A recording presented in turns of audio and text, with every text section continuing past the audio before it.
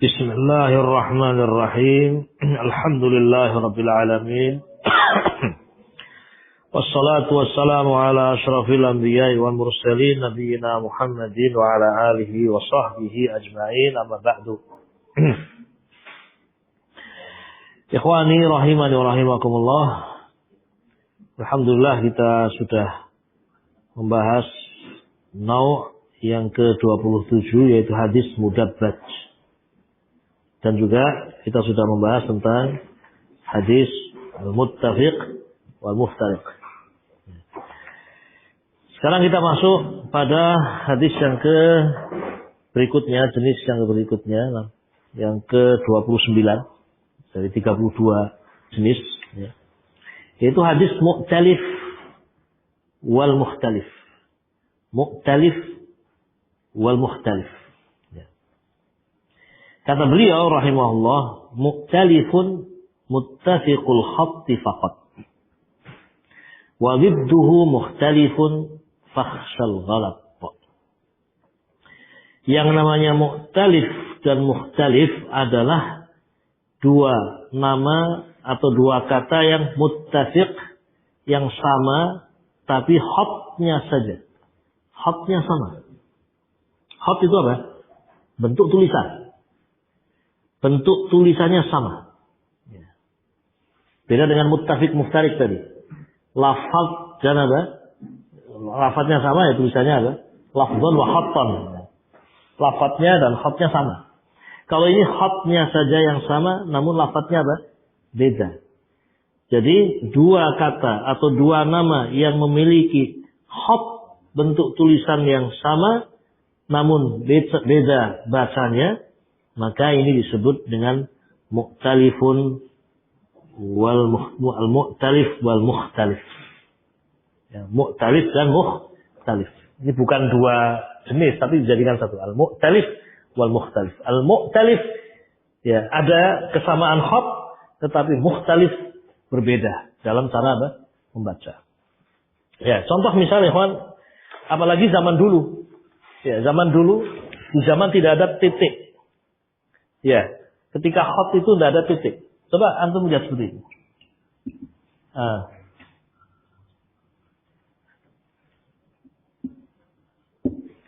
Apa bacanya? Tidak ada titik semua. Tidak ada titik semua. Ya. Ya. Dan dulu ulama nulis kadang tanpa titik. Ya. Nah, gimana cara bacanya? Itu kan mahfuz di hafalan itu. Ya. Khatnya sama tidak? Fahmi? Bentuk tulisnya sama. Tapi begitu dilafadzkan ternyata beda. Ini bacanya hayyan. Ini bacanya hibban. Khatnya sama. Bacanya apa? Beda. Antum bisa beda karena sudah ada tulisannya dan ada harokat. Ya, kan? Kalau dulu para ulama tidak bisa baca, kita tidak bisa baca tulisan-tulisan dulu. Ya. Dan mushaf itu dulu juga tidak ada apa? Titik-titiknya. Tapi kenapa bacanya tidak salah? Ya. Karena memang mahfuz fi sudur juga. Ya. Hafalannya juga ada namanya. Kadzalika kitabatul al-hadits.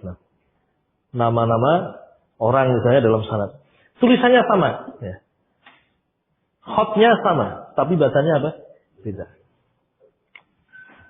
Ujian yang kedua, pahami.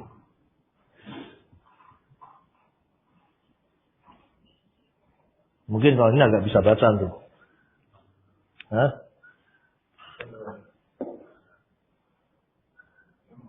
Sama. Apa bunyinya? Hah? Yang satu dibaca salam, yang satu salam. Ya kan? Baik. Tes yang ketiga. Nggak usah pakai titik.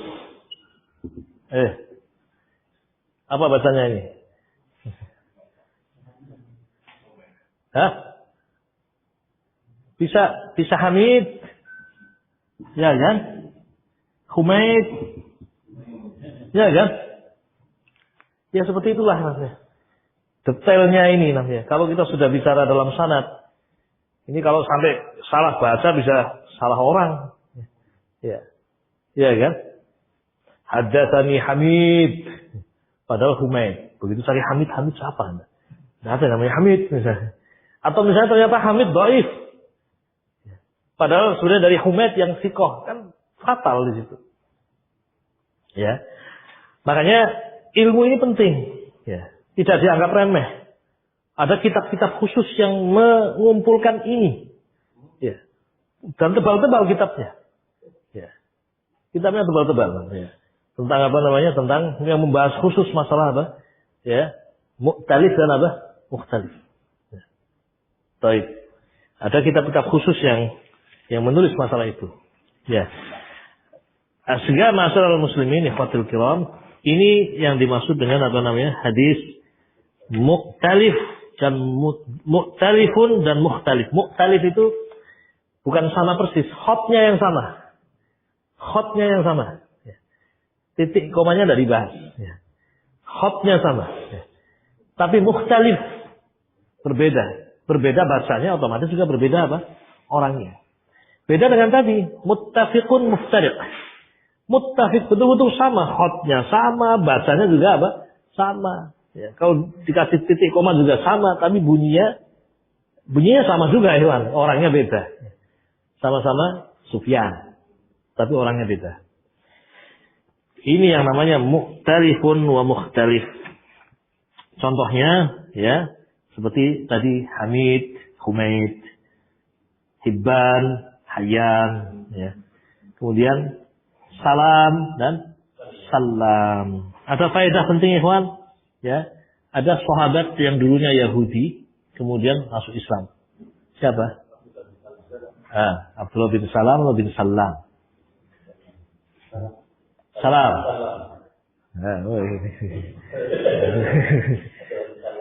Bin Salam. Ada qaul wahid. Qaul yang pertama. Itu apa? Abdullah bin Salam. Kira-kira berubah tidak orangnya kalau seperti itu? Ya, kalau Salam dan Salam beda kan? Ya. Baik. Nah, di sini ikhwan disebutkan oleh para ulama bahwa ada kaidah bahwa semua nama dengan tulisan tersebut dibaca dengan tasydid kecuali. Nah. Semua dengan tasydid. Ini semacam kaidah sudah diteliti oleh para ulama. Semua dengan tasydid. Artinya semua dibaca Salam kecuali satu, Abdullah bin Salam. Sahabat. Ya. Ada lagi seorang Yahudi yang kemudian dibunuh oleh di zaman Nabi di mana? Di benteng Khaybar. Salam bin Abil Huqaiq. Ada Salam bin Abil Huqaiq. Ya. Nah, yang dibunuh oleh Abdullah bin Atiq. Jadi di zaman itu ini Salam bin Abil Huqaiq ini orang Yahudi yang sangat sering menyakiti siapa? Nabi. Sampai diputuskan ini harus dibunuh. Ya, rupanya Abdullah bin Atiq yang minta izin kepada Rasulullah, biarkan saya yang bunuh. Ya. Berangkatlah beliau dengan 5 orang Ansor. Ya. Berangkat kemana? Khaybar. 5 orang ngadepi pimpinan Yahudi. Gimana caranya? Ya. Ya. Sampailah di pinggir benteng Yahudi. Berpikir ini Abdullah bin Atiq, bagaimana saya masuk ke dalam? Ya. Bagaimana saya masuk ke dalam? Akhirnya bilang pada yang lainnya, sudah kalian di sini saja. Biar saya yang berusaha masuk ke mana? Benteng. Akhirnya Abdullah bin Atiq pura-pura buang hajat. Ya. Seakan-akan dia buang apa? Hajat. Ya. Dengan membuat apa? Mutaqanni'an. Jadi dia pakai sorban dibuka apa namanya? Matanya saja. Orang kalau buang hajat biasanya seperti itu. Ditutupi biar tidak bau kan. Ya. Pura-pura sedang mau buang hajat. Hampir benteng ditutup. Akhirnya penjaga benteng mengatakan, kamu mau pulang tidak? Dikira ahlul balad. Ya. Langsung, oh ya saya masuk ya. Akhirnya masuk. Ya. Berhasil masuk, tapi sendiri. Ya. Yang lainnya pada di luar. Hari mulai gelap. Di situ Abdullah bin Atiq mulai perhatian kepada penjaga. Kunci di mana ditaruh? Ini penjaga yang di gerbang. Setelah diperhatikan di mana kunci, sudah di malam hari dia ambil kunci itu. Ya, kemudian dia menuju rumahnya siapa? Salam bin Abil Huqaiq. Salam bin Abil Huqaiq. Akhirnya masuk ke rumah. Benteng itu dibuka satu persatu pintu. Begitu dibuka, kunci lagi. Ya. Masuk lagi ke ruang berikutnya. Dibuka, dikunci lagi. Masuk ke dalam, dikunci lagi. Sehingga tidak memungkinkan orang luar masuk. Sampailah di ruangan, di situ ada Salam bin Abil Huqaiq. Gelap ketika itu. Dan sudah membawa pedang ini. Kemudian dipanggil, siapa? Salam. Ya Salam. Ya, dipanggil namanya. Wah kaget nih, ada orang ya kan. Ditebas, tidak kena. Kemudian dipanggil lagi dengan suara yang berbeda. Suaranya agak besar. Ya Salam. Gitu kan. Wah dikira pengawalnya datang mungkin. Suaranya beda. Ayo tolong saya. Ada orang mau nyerang saya. Wah kan suaranya terdengar di mana? Didekati, akhirnya ditebas. Mati. Salam bin Abil Huqaiq.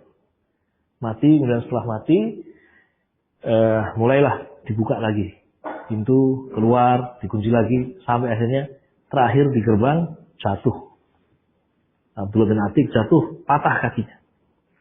Tapi alhamdulillah sudah berhasil membunuh. Keluar benteng Khaybar, kemudian mendengar berita kematian, sudah pulang. Abdullah bin Atik pulang ke Madinah mengabarkan bahwasanya tugas itu sudah selesai. Tapi kaki patah. Diusap kaki oleh Nabi alaihi salatu wassalam, kemudian sembuh. Nah ini diantara orang yang bacaan namanya tidak ditasdid. Ini kaidah. Semua orang namanya dengan tasdid illa kecuali Abdullah bin Salam, kemudian ada Salam bin Abil Huqaiq, Yahudi. Adapun selain itu dengan tasdid. Maka gurunya Imam Bukhari punya guru namanya siapa? Al-Qasim ibnu Sallam. Al-Qasim ibnu Sallam. Gurunya Imam Bukhari Al-Qasim ibnu Sallam. Dengan tasdid. Nah ini masuk dalam contoh muttafiq atau mukhtalif wal mukhtalif. Baik. Insyaallah bisa difahami betapa pentingnya ilmu ini ya, agar tidak salah orang. Ya. Kalau sudah salah orang bisa jadi salah hukum. Hadis yang semestinya sahih bisa menjadi dhaif. Ya, semestinya dhaif jadi sahih. Repot ini. Berikutnya ikhwan, bait yang ke-30. Ke-30 menjelaskan jenis hadis yang ke-30. Nah, pas ini. Yang ke-30 dan jenis yang ke-30. Qala al-muallif al-Baiquni rahimahullah, wal munkarul fardu bihi rawin ghada ta'diluhu la yahmilu at-tafarruda. Wal munkaru, dan hadis munkar itu adalah hadis al-fardu bihi rawin ghada. Ada seorang rawi yang bersendiri meriwayatkan hadis. Ini maksudnya tafarrud juga. Ya. Al-fardu bihi rawin, hadis fardu di mana seorang rawi bersendiri. Dan rawi ini ghada ta'diluhu, ya, rekomendasi untuk orang ini la yahmilu tafarruda, tidak memungkinkan untuk dia sendiri. Ya. Jadi kalau dia meriwayatkan bersendiri tidak bisa diterima. Ini orang kalau sendirian tidak bisa diterima. Itu hadisnya Munkar. Ya, hadisnya munkar. Definisinya sekali lagi al-hadisul fardu. Jadi hadis munkar adalah al-hadisul fardu, hadis fardu alladzi la yu'rafu matnuhu, yang tidak diketahui matanya min ghairi jihati rawihi, kecuali dari rawi dia, dari satu rawi ini. Wa in kana siqatan, meskipun dia siqah sesungguhnya. Ya. Namun kesikohan itu lam yadlugh mablaghan, tidak mencapai mablagh, tidak mencapai titik ya yahtamilu ma'ahu tafarrud, tidak mencapai titik dia bisa bersendiri. Ya. Mungkin kalau kita babnya takrib saja, takrib ya. Nah,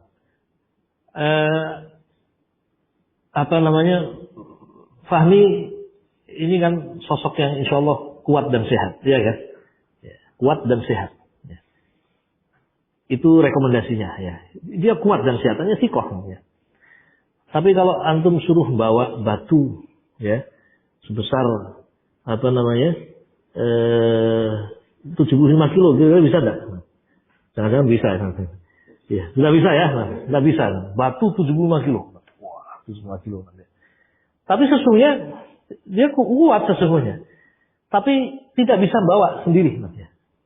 Nah, untuk bab ini tidak bisa. Ya. Ini bab takrib saja. Ya. Tapi ada orang yang memang sendiri tidak masalah, dia bisa. Ya. Ya, bersendiri tidak masalah. Ya. Ya. Jadi ada sebab-sebab tertentu di mana para ulama ya menilai orang ini kalau bersendiri tidak bisa diterima. Kalau bersendiri tidak bisa diterima. Iya. Nah, apabila itu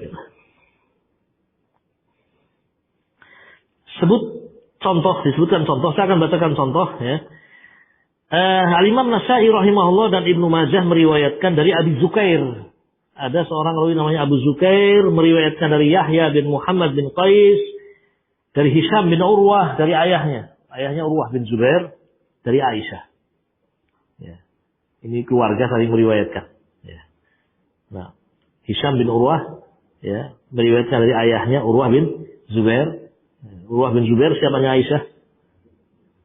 Aisyah apanya? Khalah. Ya, khalahnya. Ya. Karena ibunya siapa namanya? Urwah bin Zubair adalah Asma. Ya, Asma bintu Abi Bakrin. Jadi Hisham pun ini mahramnya Aisyah. Urwah juga mahramnya siapa? Aisyah. Hisham meriwayatkan dari ayahnya. Nah, untuk perhatikan Abu Zukair meriwayatkan dari Yahya bin Muhammad bin Qais dari Hisham bin Urwah an abihi dari ayahnya Urwah bin Zubair an Aisyah marfu'an ini dari Rasul alaihi salatu wassalam Nabi mengatakan Kulu al-balha bit-tamri. Kulu al-balha bit-tamri. Makanlah korma muda dengan tamr. Al-balh itu apa? Korma yang masih muda. Bit-tamr. Dengan korma yang sudah apa? Tua. Kalau makan tamr itu digabungkan itu. Yang muda sama yang tua dimakan bareng. Fa'inna ibna Adam. Kenapa demikian? Karena ibnu Adam. Iza akalahu. Jika makan korma seperti itu. Ghadiba syaitan. Syaitan akan marah. Ya. Seorang akan membuat marah dengan seorang makan balah dan apa? Tamr. Nah, al-hadis. Dikatakan oleh Nasa'i, hadza al-haditsu munkar. Hadis ini munkar. Ya. Nah, kenapa demikian kata Nasa'i? Fa inna Abu Zukair, karena Abu Zukair tafarrada bihi. Bersendiri di sini. Abu Zukair tafarrada bihi. Bersendiri. Walam yablugh. Dan dia tidak mencapai rutbata man yahtamilu tafarruduh. Tidak mencapai derajat dia bisa bersendiri. Ya. Nah. Sisi yang lain juga. Ya. Dari sisi mana kemudian syaitan marah dengan sebab seorang makan apa? Ya, tamr dengan digabung itu. Ini sisi apa? Yani apa namanya? Tidak sesuai dengan mahasin syariah yani. Ya. Baik. Wabillahi taufiq. Jadi ini hukum yang disebutkan oleh Nasa'i. Nasa'i ahlul ilal ikhwan. Punya ilmu tentang apa? Ilatul hadis. Nah, ini yang orang-orang biasa tidak punya. Ya, jadi Nasa'i begitu melihat riwayat-riwayatnya, kebiasaan Abu Zukair ini, maka bisa disimpulkan dia kalau bersendiri, dia riwayatnya ini apa? Tidak bisa diterima, mungkar. Ya. Baik. Walaupun mungkin dia sendiri, kalau tidak bisa dikatakan apa namanya, ya orang yang dhaif itu tidak namanya. Wallahu a'lam.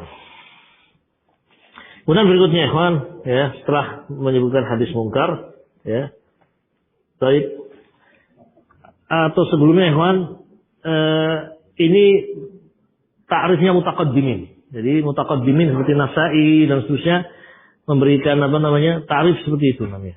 Ya. Jadi hadis yang diriwayatkan secara sendiri oleh perawi ya takdirnya tidak sampai untuk bisa sendiri. Lemah dia kalau sendiri. Riwayat atau definisi mutaakhirin, ya. Definisi mutaakhirin, ya. Ma rawahu dhaif mukhalifan litsiqah. Hadis yang diriwayatkan oleh seorang yang dhaif kemudian menyelisihi orang-orang yang thiqah. Ya. Dhaif, dia sendiri dhaif, kemudian menyelisihi orang yang apa? Thiqah. Nah sekarang kalau orang yang thiqah saja menyelisihi orang yang banyak yang lebih apa? Thiqah, itu saja dihukumi apa tadi? Syadz. Nah ini dia sendiri sudah dhaif, ditambah adanya penyelisihan kepada orang-orang apa? Thiqah atau dengan orang yang thiqah. Maka di situ hadisnya dikatakan mungkar. Mukhalafatul dhaif lis-thiqat. Ini juga disebut hadis apa? Mungkar. Hadis mungkar. Apa? Mutaakhirin. Ya seperti Ibnu Hajar Al-Asqalani rahimahullah. Ya. Kalau An-Nasai jelas mutaqaddimin. Ya. Ya di asrul riwayah. Ibnu Hajar sudah belakangan. Ya. Nah, jadi ini ada dua definisi dan semuanya benar, tidak salah juga ya. Sekarang kalau kita lihat Imam Nasai mengatakan hadza hadisun munkar, hadis ini mungkar. Sebabnya bukan karena mukhalafah. Karena Abu Zukair ini tidak bisa bersendiri. Dia bersendiri tidak bisa. Dia lemah kalau bersendiri. Ya. Kalau bersendiri tidak bisa. Iya, tidak ada jalur yang lain.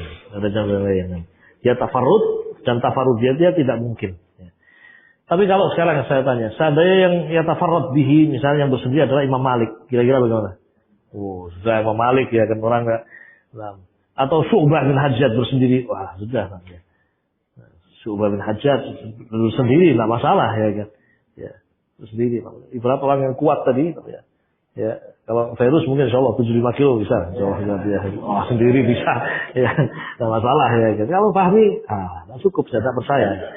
Mungkin harus ada orang lain bantu, ya kan. Harus orang bantu. Nah, itu hadis mungkar. Ya, ada dua definisi, mutaqaddimin dan mutaakhirin. Mutaqaddimin hanya berbicara tentang tafarrud saja. Nah, tafarrud dia tidak bisa diterima, itu adalah intinya. Adapun yang kedua, mukhalafatul dhaif lis-thiqat. Ya, menyelisih orang yang dhaif, menyelisih thiqat. Ya. Kemudian berikutnya yang ke-31 minal anwa dari jenis-jenis hadis adalah hadis matruk. Qala al-muallif rahimahullah matrukuhu ma wahidun bihin farad wa ajma'u li dha'fihi fahuwa qarad. Nah. Matrukuhu, hadis yang matruk dari hadis ya. Nah, ini biasanya sifat matruk itu disematkan kepada rawi. Fulan matruk. Ya. Biasanya seperti itu. Fulan matruk. Biasanya orang yang dikatakan matruk itu karena muttaham bil kadzib. Karena tertuduh apa? Dusta. Dia belum pernah ketahuan berdusta atas nama Rasul, belum pernah. Tapi yakdzib, dia selalu berdusta fi hadisihi ma'nas. Dia itu selalu apa? Berdusta. Kalau ngomong sama orang dusta. Ini orang berdusta namanya. Ya. Dan dalam bab riwayat dusta itu luar biasa namanya. Sehingga karena dia suka berdusta kepada manusia, selalu dusta, muttaham namanya. Muttaham bil kadzib ala hadisi Rasul alaihi salatu wassalam. Nah, ini matruk orang seperti ini biasa dikatakan matruk. Sehingga hadisnya pun dikatakan apa? Matruk. Atau orang yang fasik, ya. Orang yang fasik. Fasik nemen, ya kan? Sahibul kabirah. Nah, ini juga hadisnya dikatakan apa? Matruk. Ya. Nah, ikhwatul kiram rahimun rahimakumullah. Nah, definisi hadis matruk disebutkan oleh beliau, ya. Matrukuhu, hadis matruk itu adalah ma wahidun bihin farad. Hadis yang seorang bersendiri meriwayatkan. Ada orang yang meriwayatkan hadis, ya, bersendiri. Wa ajma'u, dan ahlul hadis ijma' sepakat li dha'fihi. Orang ini dhaif. Fahuwa, maka hadis ini karot, seperti hadis mardud, seperti maudhu sebenarnya. Karena kedhaifannya ini, kalimat ajma'u ini menunjukkan dhaifnya sangat. Ajma'u dan semuanya bersepakat atas kedhaifannya. Artinya biasanya orang-orang ini adalah orang yang tadi disifati dengan muttaham bil kadhib. Muttaham bil kadhib. Tertuduh dusta. Atau muttaham bil fisq. Dia fasik. Ya. Orang yang fasik. Ya. Naam. Sehingga hadis-hadisnya itu tidak diterima. Dan hadisnya ini syadidul dha'f. Hadis-hadisnya termasuk hadis yang syadidul dha'f. Saya akan sebutkan beberapa contoh ya. Ada hadis yang dikatakan matruk oleh Syekh Muhammad Nasiruddin Al-Albani rahimahullah. Juga Syekh Mukbil mengatakannya hadis matruk. Itu hadis man zara qabra walidayhi fi kulli jum'atin ghufira lahu. Ya. Man zara qabra walidayhi, siapa yang menziarahi kubur kedua orang tuanya fi kulli jumu'atin, setiap hari apa? Jum'ah, ghufira lahu, akan diampuni apa? Dosa-dosanya. Nah, Syekh Al-Albani dalam silsilah dhaifah yang mengatakan hadis ini matruk karena di dalam sanadnya ada Nuh bin Abi Maryam. Lianna fi sanadih, karena dalam sanadnya ada Nuh ibn Abi Maryam. Wa huwa matruk. Jadi kata matruk itu biasanya disifatkan kepada rawi. Ya. Fa huwa matruk. Demikian pula Syekh Mukbil dalam buku beliau, atau dalam salah satu tulisan beliau juga menghukumi sebagai hadis matruk. Di anna fi sanadih, karena dalam sanadnya ada Nuh ibn Abi Maryam. Ada Nuh ibn Abi Maryam. Ya, sama. Ya, seperti itu.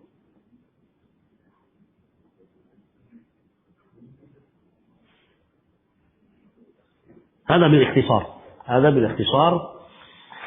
Kemudian yang terakhir, ikhwatil kiram rahimakumullah, hadis yang terakhir adalah hadis ya maudhu', hadis maudhu'.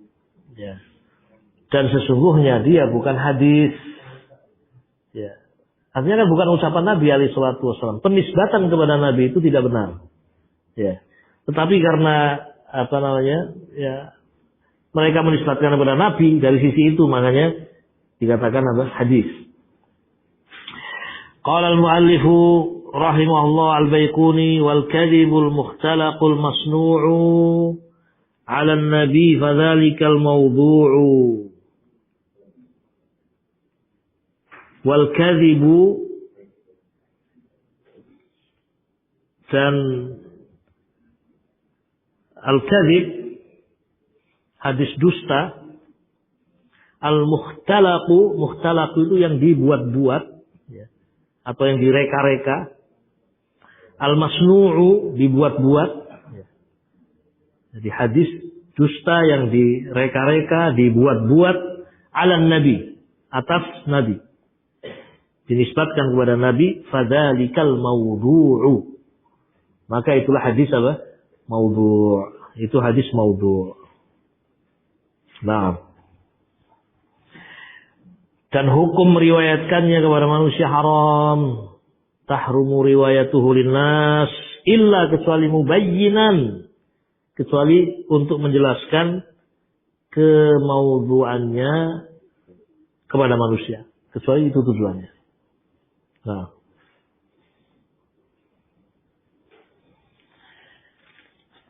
dan hadis maudhu' itu walhamdulillah selalu Allah Subhanahu wa taala memberikan alamat tanda kebatilan itu ada. Ya. Subhanallah namanya. Ini di antara pertolongan Allah Subhanahu atas agama ini. Sampai dikatakan oleh seorang tabi'in ya, Ar-Rabi' bin Husain mengatakan inna lil hadithi dhaw'an kawawin nahari yu'rafu wa zulmatan ka zulmatil laili tunkaru. Jadi hadis maudhu itu atau hadis Nabi memiliki cahaya. Innalil hadis itu punya bauan, punya cahaya ka bauin nahar, seperti cahaya apa? Siang. Tu'raf atau yu'raf yang dengannya dikenal. Oh, ini hadis Nabi. Wa zulmatan ka zulmatil laili tunkaru. Juga ada apa? Gelapnya.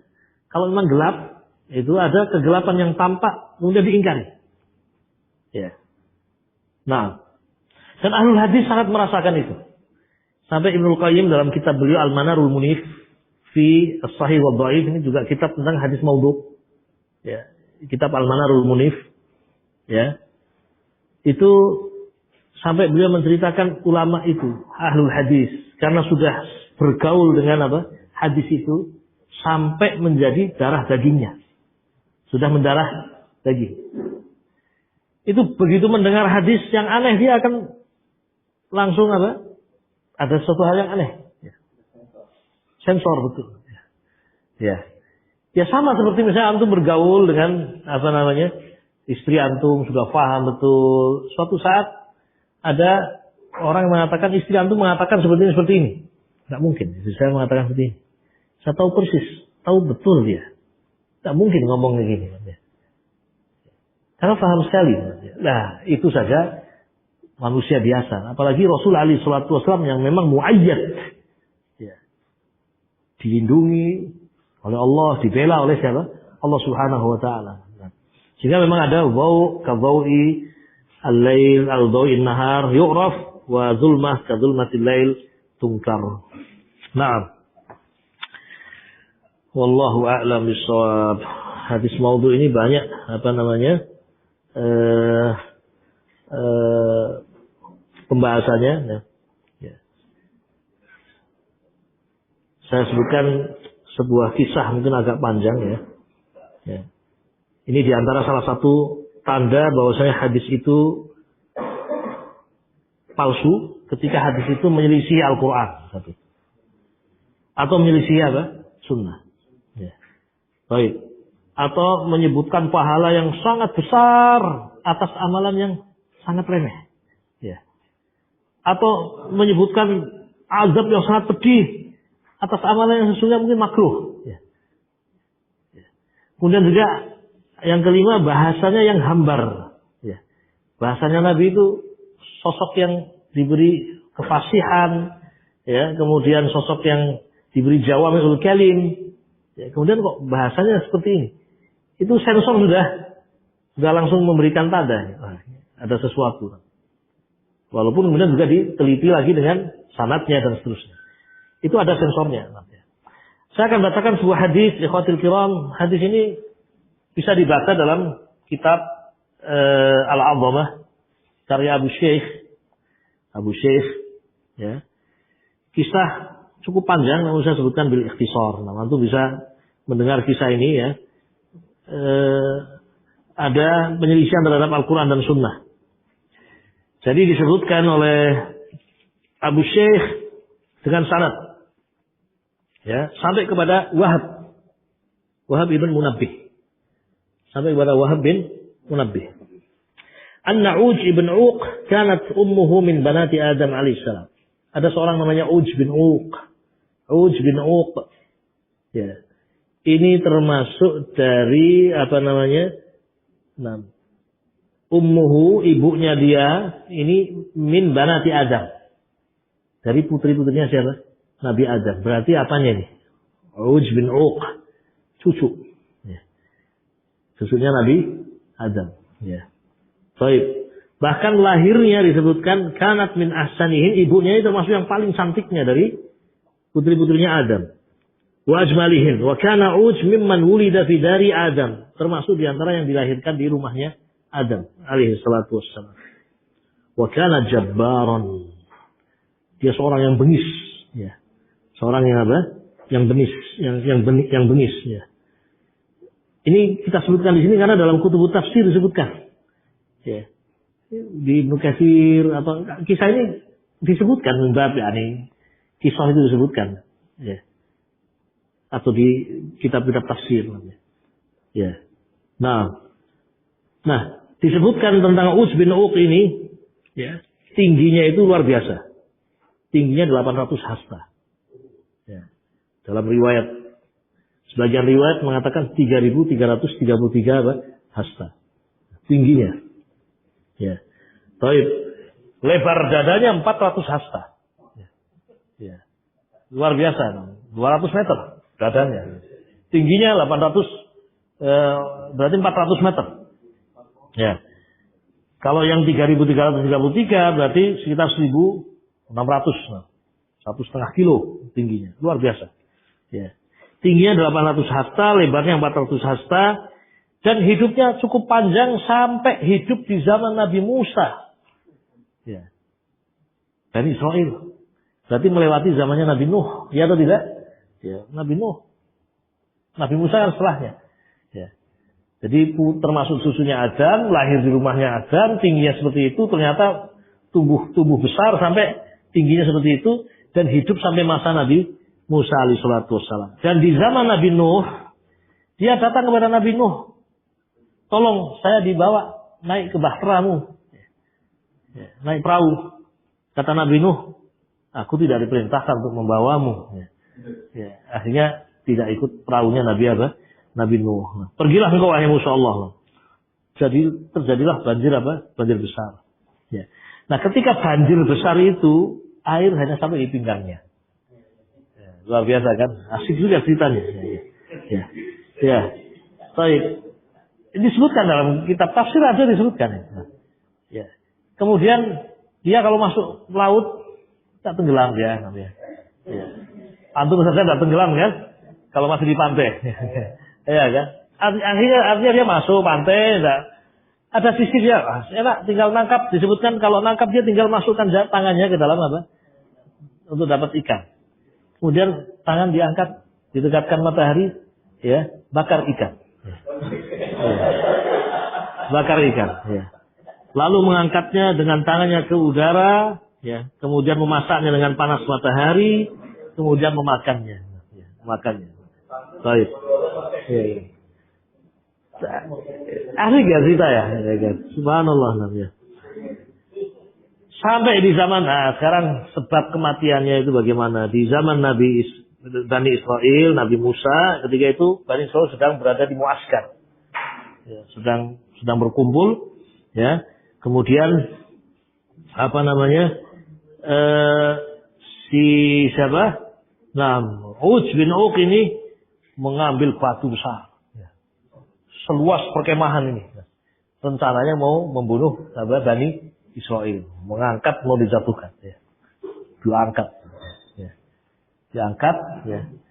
Kemudian sebelum berhasil menjatuhkan apa namanya batu itu, Allah mengutus seekor burung hudhud, ya. Ya. Fa'ala kulli hal, ya. Enggak itu ceritanya. Burung itu membawa batu, ya. Membawa batu juga di paruhnya, ya. Yang kemudian apa namanya melubangi batu besar yang dibawa oleh Uts tadi. Ya. Akhirnya ada lubangnya, jatuh masuk di kepalanya. Ya, dia terkunci kepalanya, kemudian jatuh, ya. Bahkan dipukul dengan sayapnya juga. Kemudian jatuhlah siapa? Nah, Uts bin Uq mati dia, nah, ya. Sampai datang Nabi Musa juga dengan bawa tongkatnya, ya, melihat apa namanya mayatnya Uts bin Uq, ya. Nah, Uts bin Uq, ya, ya ada memang. Ini kisah yang disebutkan dalam beberapa kitab tafsir, juga dalam tarikh. Namun kisah ini maudhu. Para ulama menyebutkan dalam kitab tarikh itu kadang juga untuk memaksudkan tadi. Ini hadis apa? Maudhu, ya. Nah, kenapa maudhu? Satu, menyelisih Al-Quranul Karim. Ya. Di antara bentuk penyelisihannya adalah Allah Subhanahu wa taala mengabulkan doa Nabi Nuh bahwa semua orang-orang yang kafir tidak ada yang tersisa. Ya. Nah, la tadar 'alal 'ardi minal kafirina tayyara. Ya. Ya Allah, jangan engkau biarkan ada orang yang kafir hidup, semua mati. Ini bukan hanya tidak mati, tapi hidup sampai zaman Nabi Musa alaihissalatu wassalam. Ya. Kemudian yang kedua menyelisih hadis Nabi alaihissalatu wassalam, hadis sahih, di mana Nabi mengatakan Allah menciptakan Adam tingginya 60 hasta. 60 hasta. Kemudian setelah itu berkurang, ya, keturunannya sampai apa? Sampai seperti kita ini. Ini bukan berkurang, malah tambah. Ya. Jelas ini menyelisih hadis. Kemudian juga jalur periwayatannya, riwayatnya saja tidak sahih. Anda lihat sampai kepada Wahab bin Munabbih. Wahab bin Munabbih. Ini kisah Israiliyat. Kisah Israiliyat. Ya, yang membuat tukang cerita kusos. Ya, mungkin Wahab bin Munabbih berlepas diri dari itu. Ya. Namanya Israiliyat kan hadithu an Bani Israil wala haraj. Nah, jadi mungkin biar tidak apa-apa lah kan. Kisah Bani Israil, tukang kusos menceritakan. Padahal ini hadis apa? Dia dustakan. Ya. Dia dustakan. Ya. Wallahu a'lam bishawab. Nah, Wahab bin Munabbih. Nah, kalau Hammam bin Munabbih itu tabi'in. Hammam bin Munabbih, akhuhu. Hammam bin Munabbih muridnya siapa? Abu Hurairah. Kemungkinan masih dalam satu Tabaqah. Bisa dilihat kembali kitab Tabaqah. Insya Allah mungkin masih satu ini. Hammam bin Munabbih, ya, itu muridnya siapa? Abu Hurairah. Wa ada akhu. Ya. Nah, Wahab bin Munabbih. Baik. Demikian barangkali ikhwan ya sedikit tentang penjelasan kitab Al-Baiquniyah.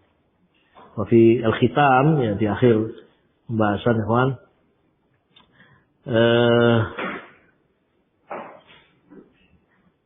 banyak hal yang wajib kita syukuri atas nikmat Allah Azza wa Jalla yang Allah berikan kepada kita, termasuk kita dimudahkan untuk bisa belajar hadis, bisa mengenal hadis sahih. Itu nikmat Allah Subhanahu wa taala ya. Nah, termasuk juga di saat kita gharib, menjadi orang yang gharib. Ya. Di saat ghurbah pun kita sebenarnya masih banyak mendapatkan nikmat Allah Subhanahu. Ya. Di saat ghurbah. Ya. Mungkin antum termasuk yang gharib. Ya. Ada ghurbah di situ. Tapi ghurbah itu bukan menjadikan seorang menjadi lemah. Ghurbah itu tidak kemudian menjadikan orang putus asa. Ghurbah itu tidak menjadikan orang kemudian tidak berbuat. Rasulullah SAW awalnya gharib. Satu orang. Bada al-Islamu ada ghariban. Dan antum jangan pernah menganggap bahwa apa yang antum hadapi lebih berat daripada yang dihadapi siapa? Rasulullah SAW. Apalah artinya kita. Ya. Mungkin kadang kita merasa gharib. Ya. Seperti ini. Berat di tengah masyarakat, berat di tengah kabilah, berat di tengah negeri misal. Ya. Tapi Rasulullah SAW lebih berat lagi. Ya. Ya. Nah, kita hidup di tengah kaum muslimin, negeri Islam, alhamdulillah. Kita ketemu dengan orang-orang yang sholat, musallun, ya. Kita bertemu dengan orang-orang yang muslimun, alhamdulillah ya. Ya. Ghurbah di sunnah.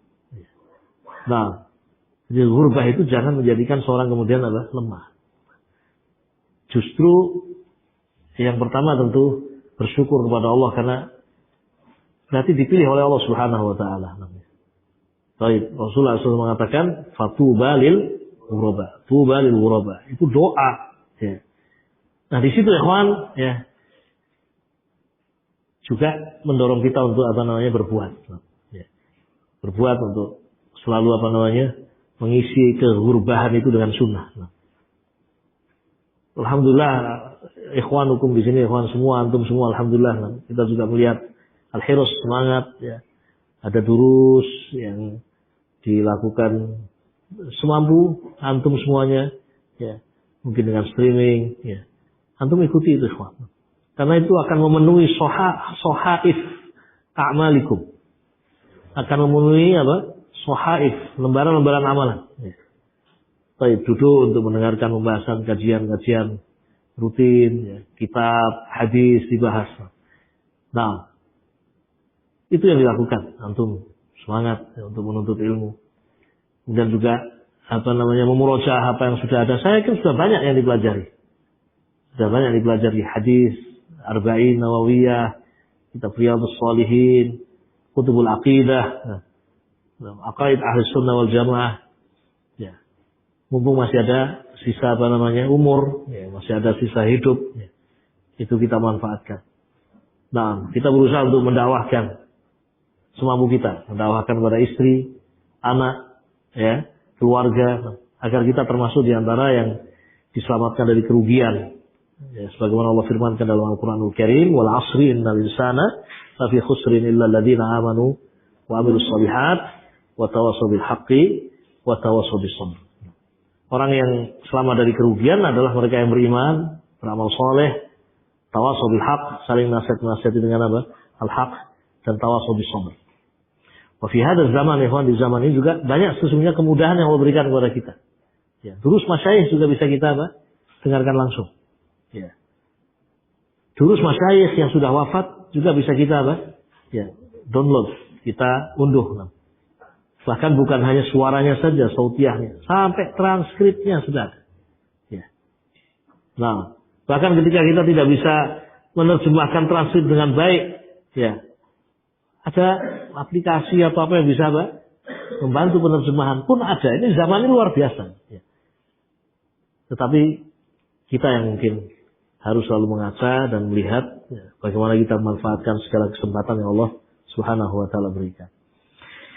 Ini barangkali yang bisa kita sampaikan, ikhwatul kiram, ya, mudah-mudahan apa yang kita baca ini diberkahi oleh Allah Subhanahu wa taala dan menjadi awal juga untuk kita lebih bersemangat mempelajari mustalah al-hadis dan juga bisa membantu kita untuk lebih mengenal hadis-hadis Nabi alaihi salatu wassalam dan juhud para ulama di dalam mereka memperjuangkan hadis Nabi alaihi salatu wassalam, kemudian juga menjadikan kita berusaha untuk mencontoh dan menteladan mereka. Hadza wallahu a'lam.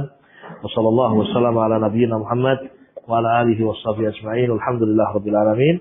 Assalamualaikum warahmatullahi wabarakatuh.